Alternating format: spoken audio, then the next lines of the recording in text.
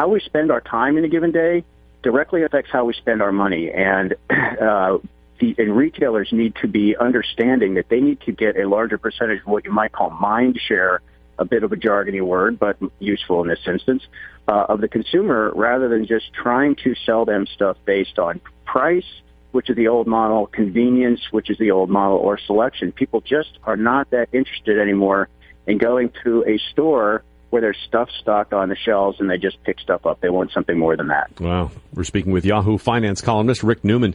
His piece is called How Facebook is Remaking Retail. Who's the most to gain here, you think? Would retailers be excited about this?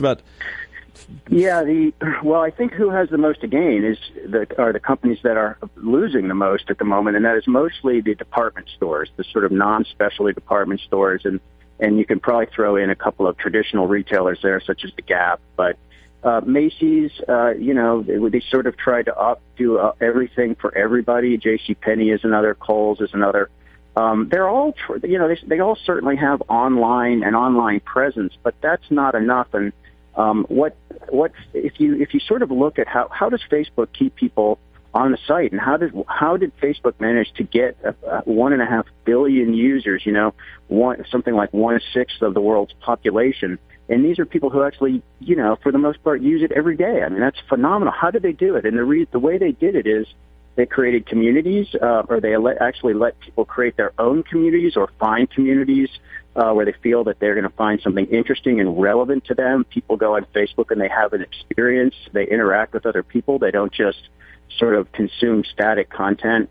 And that's the concept that some of the sort of forward-thinking people in this industry are telling the retailers they need to do. They need to think more about how to offer their customers a community, an experience that feels like a community. It needs to be interactive. It needs to be experiential.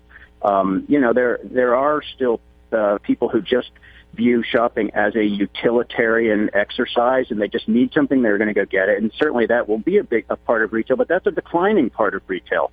And it's probably the lower end part of retail with the commodity products with low profit margins. The higher profit margins are going to come on these things where you can engage people, get them to spend some time. If they spend more time, they're going to spend more money. And it really doesn't matter whether they're spending that time online or in the store. You are competing for their attention, not just for their dollars or part of their wallet, and that's what these retailers need to be thinking about.